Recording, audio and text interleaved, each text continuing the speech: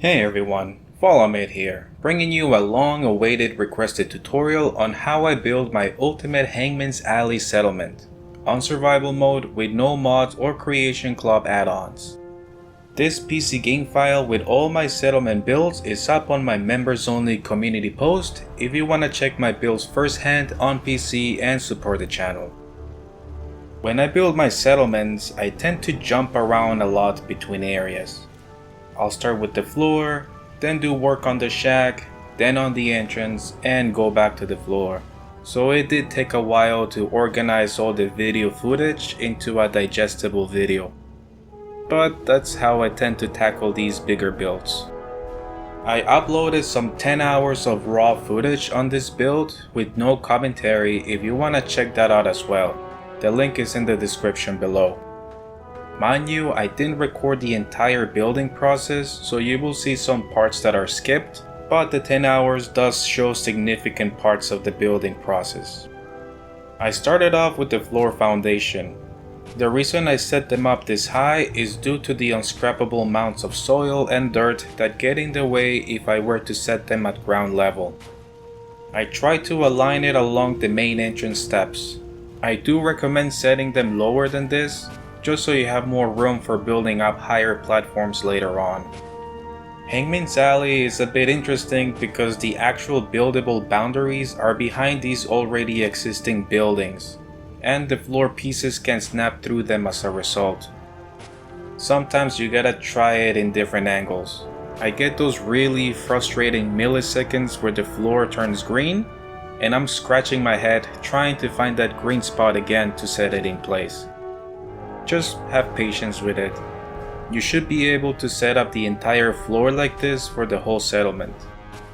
Just above these steps, I had to angle one floor piece and proceed to snap the rest around. It's floating a few inches off the ground, but I couldn't get it any lower. The large dirt mound was hard to hide here, so I opted to cover it with plants later on. Next thing I decided to do was create a second floor on this corner. I put down 2 metal floor pieces, then angled the concrete wall as straight as possible and snapped the rest, encasing the already existing rectangle foundation. Some concrete wall segments did glitch through the wall, so the roof segments would not snap properly. I had to set up a floor piece at the right height and have the rest snap around them to make the roof. Aligning them like this is tedious and does take a while to perfect.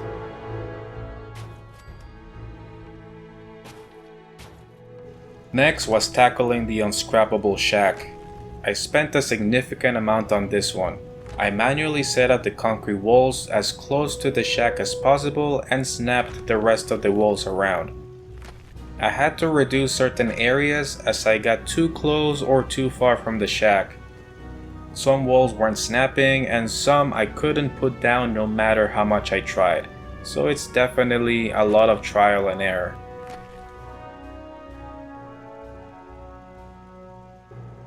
I fixed up some of the floor around the shack and worked on the room behind the shack. I set up these concrete foundations to cover up the big pile of rubble here, then added the walls.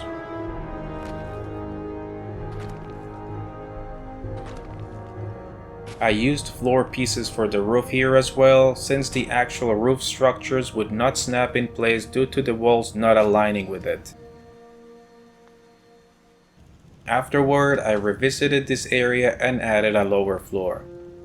I was having a hard time snapping wall pieces between the gaps of the already existing columns. So I started by adding concrete columns as perfectly aligned as possible and had the rest snap into place. These concrete columns are very versatile for situations like this. I did manage to add in a concrete doorway in this corner and the other wall piece snapped perfectly with no issues. I glitched in additional plants through the soil and used crops to decorate the gaps and piles of rubble. There is a nice space on top of the workshop station that I decided to turn into the additional room. I started off by aligning a small metal floor piece and allowing the rest to snap into place to form the floor foundation. I had to play around with the walls here to set them up properly. If you're following along, you're very close to the buildable height boundary. Because the walls didn't quite align with the roof structure, I had to use the floor pieces for the roof here instead. The staircase was another story. I tried different staircases and layouts, like the blue scaffolding stairs, that would only snap with the scaffolding floor pieces. But once it connects, I can replace that floor piece with the one that I wanted.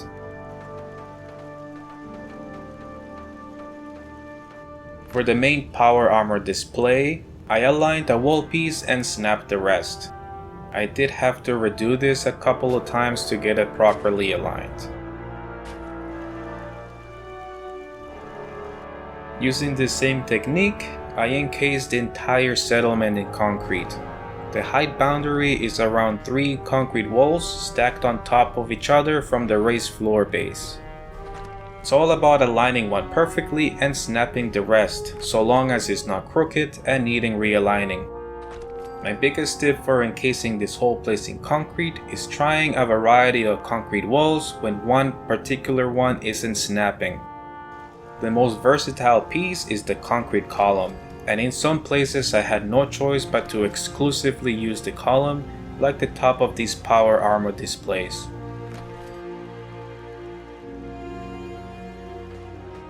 The exit door towards Diamond City has an unscrapable wooden door frame and wooden floor pieces, with a large pile of rubble.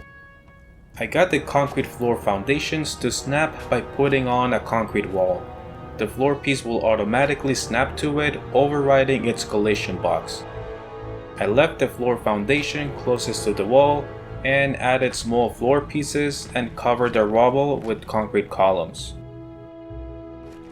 The concrete doorway actually fits pretty nicely a few inches off the buildable boundary. I still had some visible piles of rubble, so I added some potted plants. I didn't bother to glitch most of them into the soil, since the pot isn't that visible anyway. I was in the middle of working here and my settlement got raided by synths. These raid spawns can be unpredictable even when you've built around the actual raid spawn points. I also got raided by goners later on too. With my other high-level survival character, a super mutant kamikaze spawned right in front of me when I was building that Hangman's Alley settlement build. So it's a good reminder to save frequently regardless of diseases and debuffs you get from sleeping frequently on survival mode. And speaking of raid spawns, this corner here is one of them.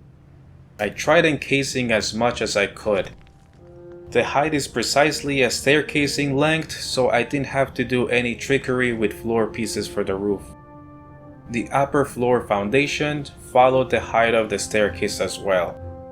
The walls are right on the buildable height boundary, so I had to lower the roof placement here. That meant utilizing a concrete column to put on the floor pieces again. I was able to set up the scaffolding blue staircase perfectly into this out-of-bounds platform. It did take a lot of trial and error though.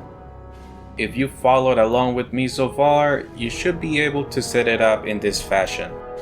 I decided to store unused power armor frames here since we can't build anything here anyway.